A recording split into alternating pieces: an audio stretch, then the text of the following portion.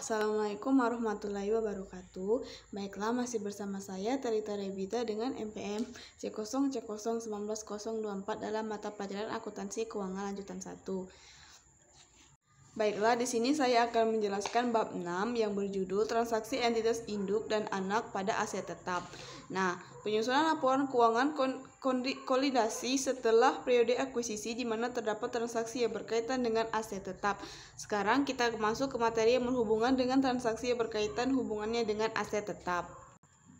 Nah, di dalam materi bab 6 ini, samping pembagiannya adalah berdasarkan transaksi hulu dan hilir, maka pembagian berikutnya aset tetap ini terdapat ada dua jenis, yaitu aset tetap yang mengalami penyusutan dan aset tetap yang tidak disusutkan. Kita bicara tentang transaksi antara entitas induk dan entitas anak dalam kaitannya dengan penjualan aset tetap, yaitu untuk aset tetap yang tidak disusutkan. Nah, di sini seperti apa pencatatan yang akan dilakukan baik itu saat di perusahaan induk maupun perusahaan anak, kemudian apa jumlah eliminasi yang harus dibuat, yang harus Anda ingat bahwa yang boleh muncul dalam laporan keuangan konsolidasi dalam kaitannya dengan transaksi induk dan anak adalah transaksi yang terjadi pada pihak non-afiliasi. Kalau transaksi antara entitas induk dan anak tidak boleh pengaruhnya itu muncul dalam laporan keuangan konsolidasian, maka yang jadi hanya boleh muncul itu adalah yang nilainya itu berasal dari transaksi dengan pihak non-afiliasi. Jadi ini sekedar pengantar bahwa kita kedua perusahaan sudah bersatu menjadi satu kesatuan usaha, maka antara mereka itu akan terjadi transaksi baik itu maupun hulu maupun hilir. Salah satunya adalah transaksi dalam hal penjualan aset tetap. Aset tetap ini sudah ada tetapi diatur dalam PSAK 16 yang aset tetap ini digunakan untuk pendukung atau mendorong operasional, salah satunya untuk mendukung operasional dengan penjualan barang, misalnya mesin produksi itu juga merupakan penjualan aset tetap. Ini ada satu contoh, tapi contoh dalam buku adalah terkait dengan aset tetap penjualan tetap, tetapi bukan antara induk dan anak, tapi antara perusahaan itu tidak dibahas dalam materi F1. Nah, bagi perusahaan induk, ketika dia menjual aset tetapnya kepada perusahaan anak, maka itu disebut dengan disposal aset tetap atau penggantian aset tetap. Anda sudah mengetahui bahwa penggantian aset tetap itu bisa karena aset tetap dijual, bisa aset tetap itu diberhentikan penggunaannya, bisa juga aset tetap itu diberhentikan karena sudah tukar penggunaannya. Artinya aset tetap itu sudah diserahkan kepada pihak lain jika pencatatan kita dalam pembukuan kita aset itu dihapuskan. Nah, bagi perusahaan anak yang membeli aset tetap dari perusahaan induk, maka itu disebut memperoleh aset tetap. Ya, jadi itu yang harus Anda ingat posisi entitasnya.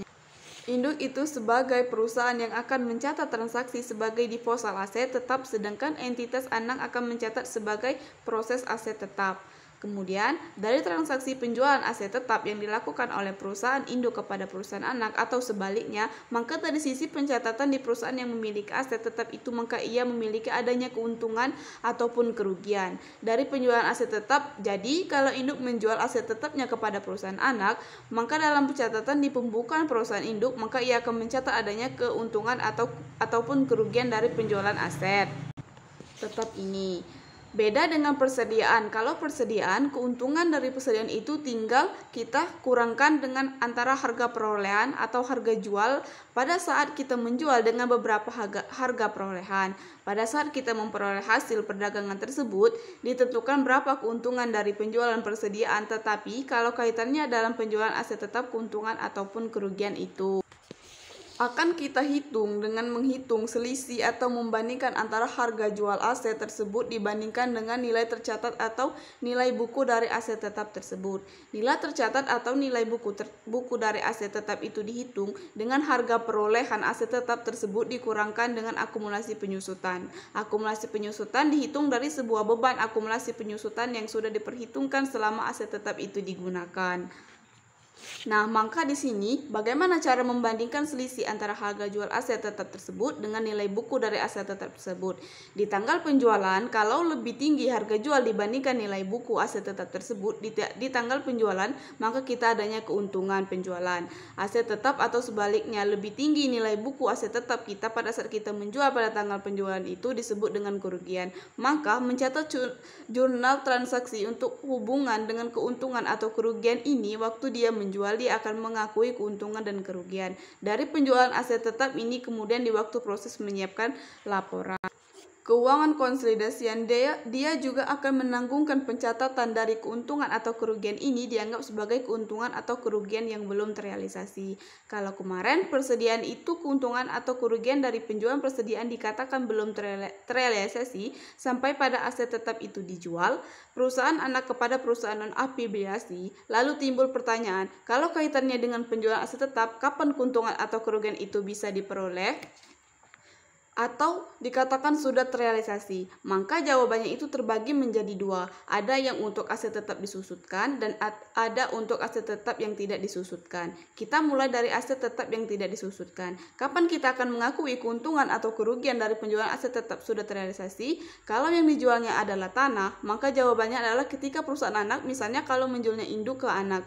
Ya, jadi jawaban ketika perusahaan anak telah menjual aset tetap merupakan kepada perusahaan non-afiliasi, baru dikatakan keuntungan atau kerugian dikatakan sudah terrealisasi. Selama aset tetap itu atau tanah itu masih berada di perusahaan anak sebagai pembelian, maka dikatakan keuntungan atau kerugian dari penjualan aset atau penjualan tanah itu belum terrealisasi. Nah, maka nanti akan ada pencatatan untuk mencatat penangguhan akan keuntungan atau kerugian yang belum terrealisasi. Nah, bagaimana dengan aset tetap yang disusutkan? Misalnya yang dijual itu peralatan, mesin, bangunan, maka keuntungan atau kerugian itu dikatakan terrealisasi sejalan dengan pemanfaatan aset tersebut. Bukan pada saat aset yang jual sejalan dengan pemanfaatan aset tersebut. Nah, di sini saya contohkan, misalnya saya menjual aset terhadap berupa peralatan kepada perusahaan anak saya.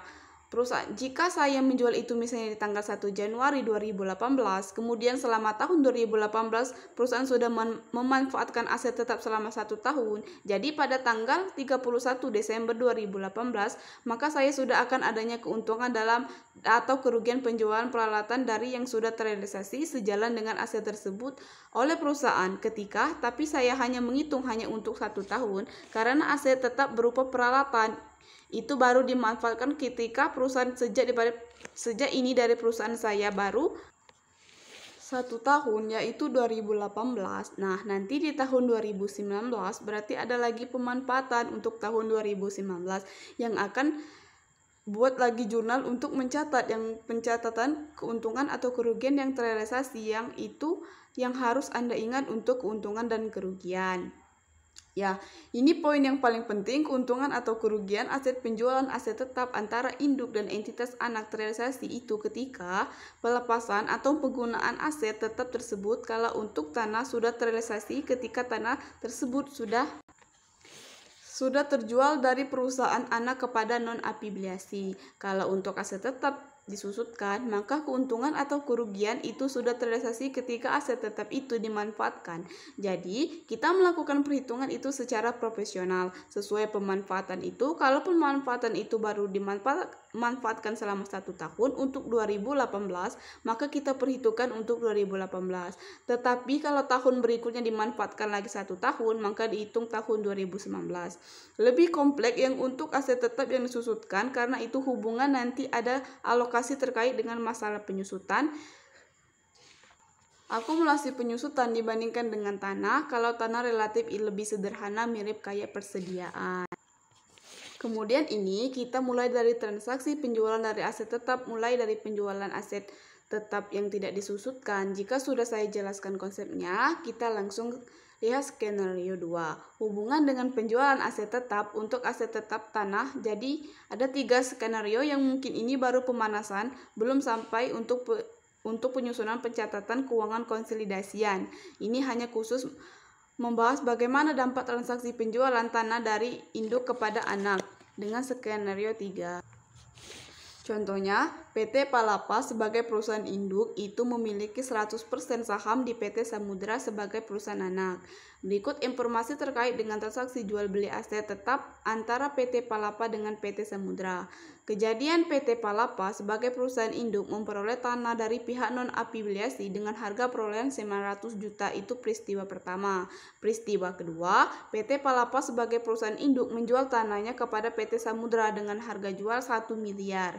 Peristiwa ketiga, PT Samudra sebagai perusahaan anak yang membeli aset tetap berupa tanah perusahaan induk itu menjual tanah tersebut kepada perusahaan non-afiliasi dengan harga 1,2 miliar. Maka ketiga peristiwa itu bisa digambarkan dalam gambar bagan seperti ini.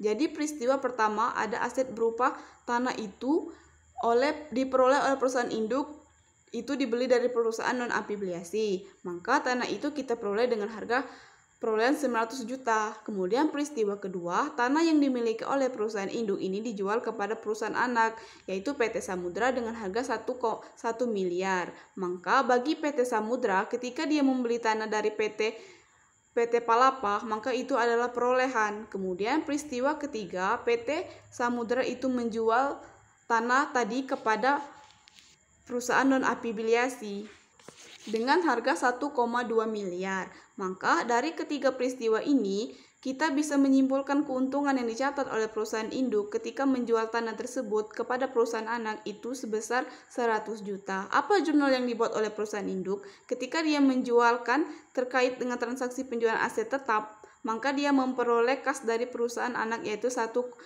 miliar. Kemudian yang akan menghapus tanah dari posisi kredit sebagai harga perolehan yaitu 900 juta dan dia yang akan mencatat keuntungan dari penjualan tanah sebesar 100 juta. Itu jurnal yang dibuat oleh perusahaan induk. Kalau jurnal yang dibuat oleh perusahaan anak, ketika dia memperoleh tanah ini dari perusahaan induk, maka dia akan mendebit tanah senilai 1 miliar dan dia akan mencatat bahwa dia mengeluarkan kas sebesar 1 miliar. Untuk transaksi ketika nanti anak menjual kepada perusahaan kepada non-afiliasi, maka bagi anak itu adalah transaksi penjualan yang maka dia akan mencatat kas 1,2 miliar. Kemudian tanah dihapuskan dari posisi kredit 1 miliar sebesar harga perolehan waktu dia membeli perusahaan kepada induk. Kemudian yang dikreditkan adalah keuntungan penjualan tanah sebesar 200 juta. Itu secara pencatatan akuntansi, belum kaitannya proses penyusunan laporan keuangan. Konsolidasian. Nah, persoalan yang akan transaksi ini ketika PTP menjual tanah kepada PTE itu seharga 1 miliar. Itu adalah transaksi antara induk dan anak. Maka dalam laporan keuangan konsolidasian itu tidak boleh muncul. Nah, itu saja penjelasan saya dari bab 6. Kurang lebih saya mohon maaf, kepada Allah saya mohon ampun. Wassalamualaikum warahmatullahi wabarakatuh. Terima kasih.